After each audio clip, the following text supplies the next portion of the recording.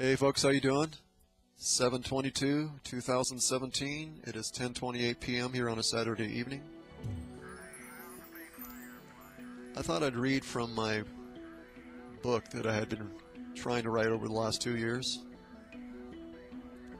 When I posted the first chapter, a reading of the first chapter of this, which was, a rough draft, as well as this will be, I really didn't get any response from that. I reposted it because initially when I posted it, I had a little attachment to it in the beginning, explaining that I was going to be moving on. And then certain people came out of the woodwork at the time and was sorry to have me go. And it's like, well, why didn't you just comment and encourage? I mean, I've been doing this for 7 years, folks. And I had one person comment and say, we're just lazy. Well, I give you points for being honest, but I don't give you points for being lazy. I mean, how much does it take to comment? How much does it take to thumbs up the video? I mean, really? Is it expensive? Takes a lot of time out of your day to do that. I've been doing this for 7 years.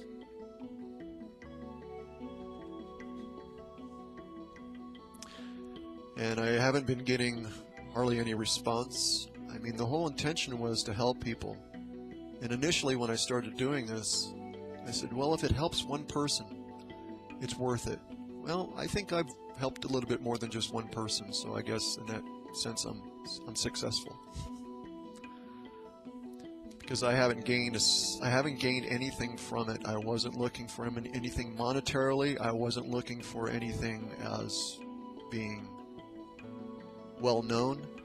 I think it would be important to be well known. That way what I have to give would reach more people. But it is what it is. And so far, I'm quite surprised that I actually have as many subscribers as I do, because there's hardly any interaction or even viewing, especially my vlogs. It's actually kind of shameful. I'm not a really big fan of this world. Haven't been for a long time, ever since I become aware of actually what this is. I understand why people do what they do and why they behave the way that they behave and why they're not able to, for the most part, do the right thing and be accountable.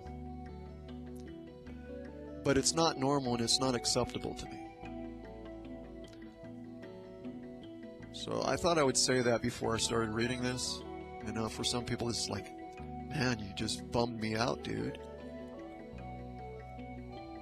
Well, if you have been doing this for 7 years and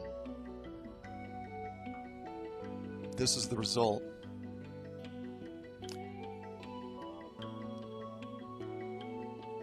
I don't think you would be all that jovial either.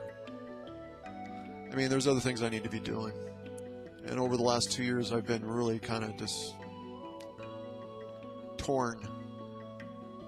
I've overextended myself in many areas towards situations and individuals. And I have come up empty. I don't have anything left. And I haven't wanted to finish this book or do anything with this because I just don't have the motivation for it. I spoke to a friend of mine, and they have written books and they've done quite a few things, and they come pretty much from the same place in respect to this. It's a thankless job.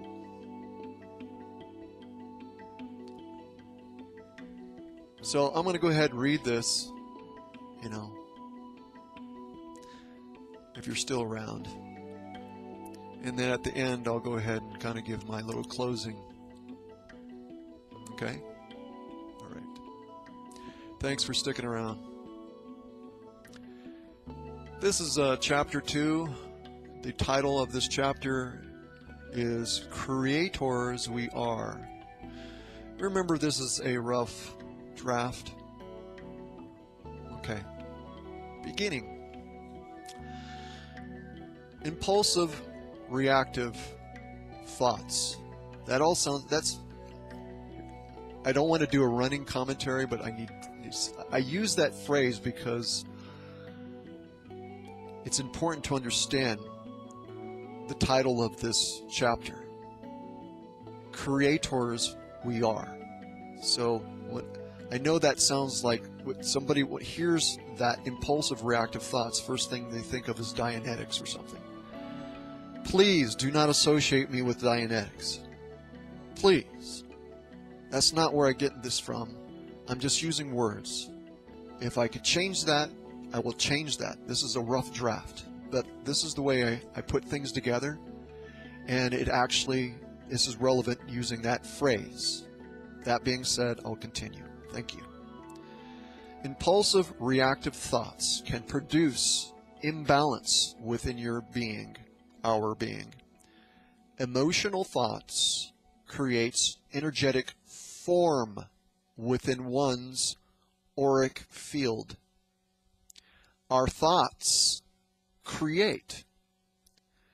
A reaction produces energy that manifests form.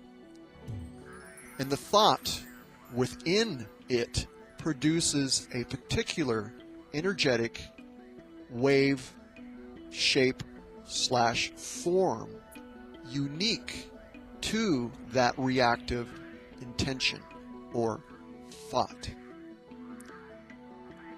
The very nature of a thought creation is to manifest and expand itself.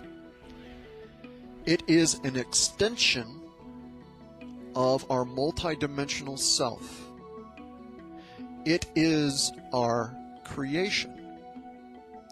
And how a creation expands or grows is through the same thought intention. A thought creation will produce creative energy and cause its creator to focus on the filling that energy that originally manifested it.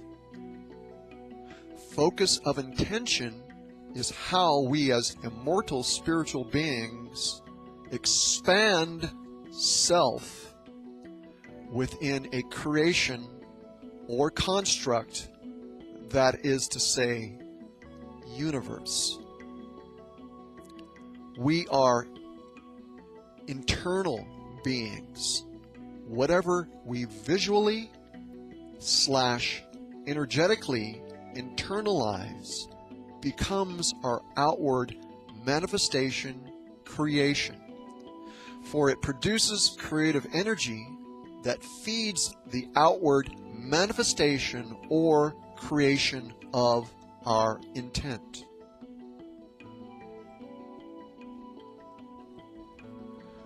We can also trap energy through our focus of intention. Trauma, shock, fear, etc. can produce strong emotional reactions that we may find ourselves revisiting over and over again in order to resolve the imbalance.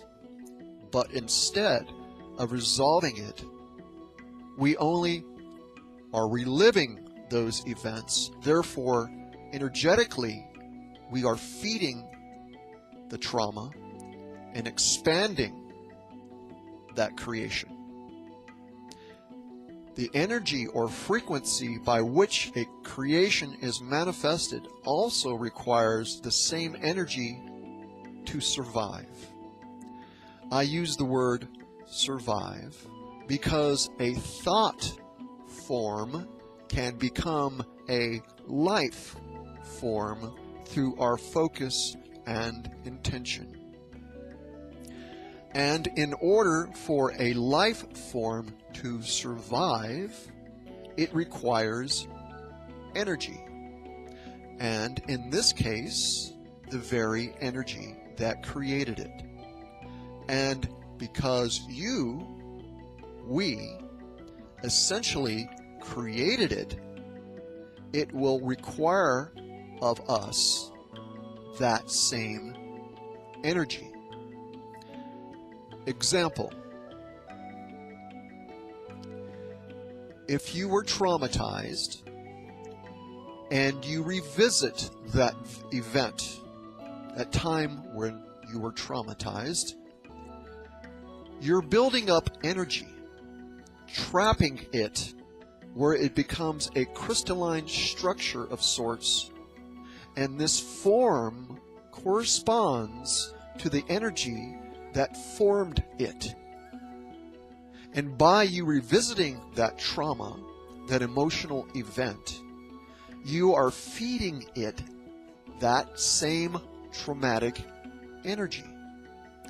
This will eventually produce a creation, that is to say, life form within you, your ethereal body, that will require of you the same energy that created it.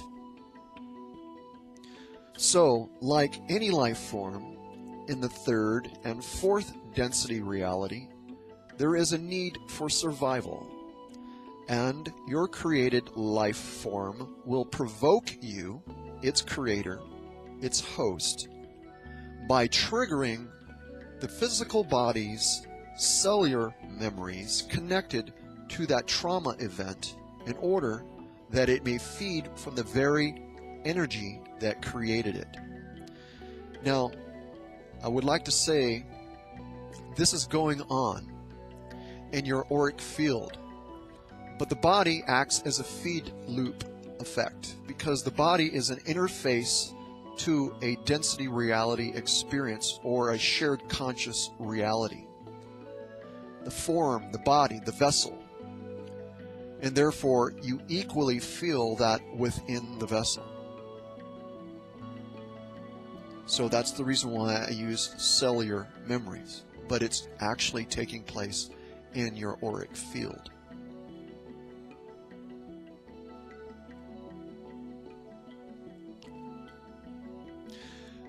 Being fed off of, I'll repeat myself, being fed off of or drawing power from the infinite spiritual being is something that some other spiritual beings have instituted through programs, attachments, and the altering of the body genetically and the subtle body energetically. Each spiritual being is a subdivision of its totality, meaning an incarnation is only but a fractal or subdivision of the immortal essence or spirit, which aspect is heart or core essence. That being is a portal. The heart core essence is a portal to one's own universal construct outside of this present universe or creation that you are sharing as a co-creator. The purpose for those spiritual beings creating programs of domination and control is to cause those to be willing, that is to say, to be subordinate in order that they may freely give their power away, therefore allowing those to access the subordinate's power, which is their universal construct, their co-creations, etc. Essentially, the subordinates are temporarily giving over their deeds of ownership that is to say, creations, and sovereign power over to these other beings through indirect, manipulated agreement.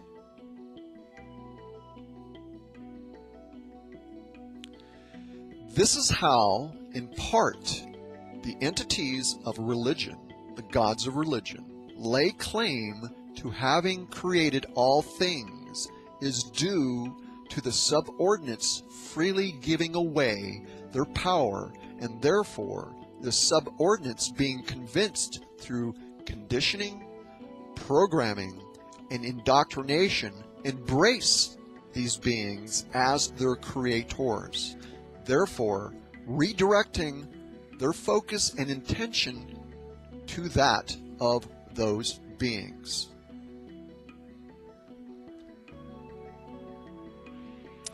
Our intention produces energetic manifestation, and within our construct of belief can therefore be our liberation or our captivity. Observing one's thoughts or keeping track of what occurs throughout the thought process during a span of a day, as an example, and how it affects others, can give one a deep understanding or insight into the energetic manifestations that develop around and within us, allowing therefore us to be able to regulate and refocus our intent. Our divine love, no, this is the most important thing. Our divine love is the great neutralizer. Within this universe, especially dealing with duality, contrasting manifestations and contrasting realities is not the same thing as duality. Just thought I'd throw that in there as a footnote. The greatest aspect of ourself is our divine love. Every single being within this construct has its own unique vibration. And with that unique vibration or frequency comes a unique expression of love. For the same reason that their vibration and their frequency is unique, so is that of their love or divine love, because it's one and the same thing. It's not a separate thing. Know that this construct was manifest, or should I say, brought into existence through benevolence. So anything that would be the antithesis of benevolence is artificial. The emotion of hate, envy, blame, jealousy, discouragement, theory, speculation, those are all artificial emotions. I've dealt with that particular subject before. I won't go into that at this stage. Now, this, through our heart energy, we connect to the greatest aspect of self, which is the love, again, which is the love we have always been, which transcends this creation, by the way. In our pure state, that is, our uncompromised, normal state, we create out of ecstatic joy. And the catalyst is our unconditional love for all things. Creators we are. For this reason, we must take complete responsibility for all things we do and say. We must embrace our sovereignty, for without it, we will be irresponsible. That is to say, we will be unable to respond. In other words, without embracing our true identity as an infinite spiritual being which has not been created, we become subject to victimization, playing the blame game, and or a violator of others' free will. Embracing our infinite spiritual nature means to embody our love of all creation. For only through our true nature, uncompromised, normal state of being, do we see that we are in all things for the creation, and we are one as the same. Within this universe of contrasting realities, true self is the great neutralizer. For in our infinite being, we are the love that has always been. And outside of this, there is nothing greater. Well, folks, thanks for listening. Like I said, I was going to conclude here at the end what I first began to speak about. I don't know what I'm going to be doing with this channel, but I do know what I'm going to be doing on a personal level, which I'm sure will be taking me away from this channel. And be it that I've done this for 7 years, I provided enough content where I'm content with walking away from it. Again, nobody really cares that much anyhow, so I must be on doing my business, if you know what I mean. My goal and objective here is to